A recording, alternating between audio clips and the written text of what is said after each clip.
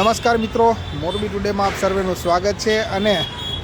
મોરબી ટુડેના માધ્યમથી આપણે ઘણી વખત છેલ્લા વર્ષોમાં લોકોને જે નડતરરૂપ સમસ્યાઓ હોય છે, જે પ્રશ્નો હોય છે,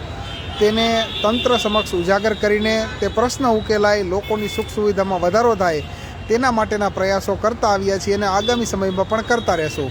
અત્યારે આપણે ખાસ જે માહિતી આપવી છે ને જે વાત કરવી છે તે મોરબીના હાર્દસમા નહેરુ ગેટ ચોક વિશેની વાત કરવી છે। આ મોરબીનો નહેરુ ગેટ ચોક વર્ષોથી તમે જોતા આવો છો કે નગરપાલિકા હતી ત્યારે દબાણયુક્ત હતો અને આસપાસના વિસ્તારમાં લગભગ 100 જેટલી રેકડીઓ તથા લારી ગલ્લા પાથરણાના દબાણો છે, જેના કારણે લોકોને વાહન પાર્ક કરવામાં પારાવાર મુશ્કેલીનો સામનો કરવો પડે છે। આટલું જ નહીં, પરંતુ વેપારીઓને પણ ઘણી વખત નાના મોટા ઘર્ષણ થતા હોય છે તેની દુકાનમાં આવતા ગ્રાહકોના કારણે। તેમ છતાં પણ આ દબાણ જે છે તેને દૂર કરવા માટેની લેસ માત્ર કામગીરી નગરપાલિકાથી લઈને કલેક્ટર સુધી કરવામાં આવી રજૂઆતો તેમ છતાં પણ કરવામાં આવેલ ન હતી। જો કે ગત જાન્યુઆરી મહિનામાં 1 વર્ષ પહેલાં, લગભગ આ ડિસેમ્બર મહિનો ચાલુ છે એટલે 1 વર્ષ જેવો સમય થઈ ગયો, જાન્યુઆરી મહિનામાં જ્યારે મોરબી નગરપાલિકાને મહાનગરપાલિકાનો દરજ્જો આપવામાં આવ્યો, ત્યારબાદ કમિશનરને મૂકવામાં આવ્યા અને કમિશનર દ્વારા 1 ડે 1 વીક અંતર્ગત મોરબીના જુદા જુદા વિસ્તારોની અંદર જે કોઈ લારી ગલ્લા પાથરણાના દબાણો તેમજ વેપારીઓ દ્વારા કરવામાં આવેલા જે કોઈ દબાણો હોય તે દબાણોને તોડી પાડવા માટે અને જગ્યા ખુલ્લી કરવા માટે, રોડ રસ્તા ચોખ્ખા કરવા માટેના પ્રયત્નો કરવામાં આવી રહ્યા છે। પરંતુ રોજે રોજ આ એક જ પ્રકારની કામગીરી તંત્ર કરવામાં કરે તેમ છતાં પણ આ દૂષણ બંધ થાય તેવું હાલમાં દેખાતું નથી। કારણ કે મોરબીમાં અત્યારે તમે જુઓ કે આ નહેરુ ગેટ ચોક કે જ્યાંથી આપણે અત્યારે લાઈવ થઈ રહ્યા છીએ, આ નહેરુ ગેટ ચોકને સાફ કરવામાં આવ્યો હતો, એક પણ દબાણ અહીંયા નહોતા અને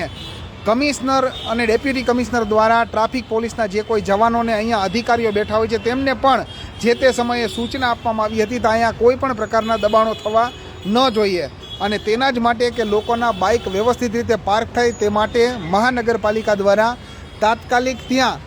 બંને બાજુ પાર્કિંગ થઈ શકે તે પ્રકારના સફેદ પટ્ટા પણ લગાવવામાં આવ્યા હતા। પરંતુ અફસોસની વાત એ છે કે અહીંયા બેઠેલા પોલીસ અધિકારીઓ અને જે ટ્રાફિકના કર્મચારીઓ છે તે ટ્રાફિકનું નિયમન કરાવવાના બદલે માત્ર અહીંયા પોતાનો દિવસ પૂરો થાય તેની જ રાહ જોતા હોય તેવું દેખાઈ રહ્યું છે। એટલા જ માટે જે જગ્યા ઉપર લોકોને વાહન પાર્ક કરવા માટે થઈને સફેદ પટ્ટા કરવામાં આવ્યા હતા, ત્યાં અત્યારે તમે આ વિડીયોના માધ્યમથી પણ જોઈ શકતા હશો કે લારીઓના ખડકલા થઈ ગયા છે અને ત્યાં જે લારીઓના ખડકલાના કારણે લોકોને પોતાના વાહન નગર દરવાજા ચોકની વચ્ચોવચ પાર્ક કરવા પડે તેવી પરિસ્થિતિનું નિર્માણ થાય છે। ત્યારે મોરબીના કમિશનર સ્વપ્નિલ ખરે તેમજ મોરબી જિલ્લાના કલેક્ટર કે.બી. ઝવેરી, મોરબીના ધારાસભ્ય અને મોરબીના ધારાસભ્યની સાથોસાથ રાજ્યના મંત્રી કાંતિભાઈ અમૃતિયા સહિતના તમામ પાસે અમે મોરબી ટુડેના માધ્યમથી એક એવી લાગણીને માગણી વ્યક્ત કરીએ છીએ કે આજની તારીખે પણ મોરબીની અંદર કોઈ પણ મહાનુભાવો બહારથી આવે છે અથવા તો કોઈ પણ વ્યક્તિને પોતાના પરિવારજનોને અથવા તો અન્ય કોઈ વ્યક્તિને જો ગિફ્ટમાં કોઈ વસ્તુ આપવી હોય તો તેમાં નગર દરવાજાની પ્રતિકૃતિ આપવામાં આવે છે। આ મોરબીની આન બાન અને શાન કહેવાય તેવો ચોક છે। આ ચોક ખરેખર નયનરમ્ય હોવો જોઈએ। અહીંયા આવનાર લોકોને એમ થવું જોઈએ કે ના, આપણે મોરબીમાં આવ્યા અને કંઈક સારી વસ્તુ જોઈ, પરંતુ અધિકારીઓની બેદરકારીના કારણે ક્યાંક ને ક્યાંક અહીંયા દબાણના ખડકલા પાછા ખડકાઈ ગયા છે। લસણ, ડુંગળી, બટેકા, જીંજરા અને ફ્રૂટ વગેરે જેવી વસ્તુઓને કટલેરીના આઇટમની લારીઓ અહીંયા ગોઠવી દેવામાં આવે છે। એની સાથોસાથ રિક્ષાના દબાણ પણ અહીંયા કરવામાં આવે છે। ઘણી વખત વીજ કંપનીનું જે વાહન છે તે પણ રોડની વચ્ચોવચ્ચ અહીંયા ચોકમાં મૂકી દેવામાં આવે છે। આવી અનેક સમસ્યાઓ છે। ત્યારે અમે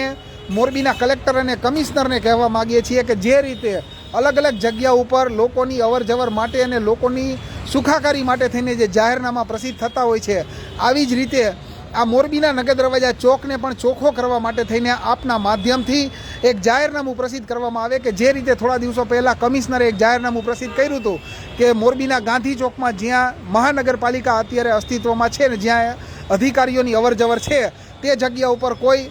જે રોજમદારની તરીકે કામ ગોતવા માટે નીકળતા મજૂરો હોય છે તેની બજાર ભરાતી હતી, તે બજાર નહીં ભરાય તો બીજા દિવસથી તે બજાર ભરાવાનું ત્યાં બંધ થઈ ગયું। આવું જ એક જાહેરનામું મોરબીના નગર દરવાજા ચોક માટે પણ બહાર પાડવામાં આવે અને ત્યાં એક પણ પ્રકારનું દબાણ ન હોય, લોકો વ્યવસ્થિત રીતે વાહન પાર્કિંગ કરે, તેની સાથોસાથ અહીંયા સારું એવું એક સર્કલ ડેવલપ થાય ને જેમાં ફુવારા સહિતની સુવિધાઓ હોય, આવું પણ કરવામાં આવે એવી પણ અમે મોરબી ટુડેના માધ્યમથી કમિશનર, કલેક્ટર અને મોરબીના ધારાસભ્ય તેમજ રાજ્યના મંત્રી સમક્ષ લાગણીને માગણી વ્યક્ત કરીએ છીએ. હવે જોવું એ રહે છે કે ખરેખર આવું જાહેરનામું કલેક્ટર અને કમિશનર દ્વારા ક્યારે બહાર પાડવામાં આવે છે. નમસ્કાર.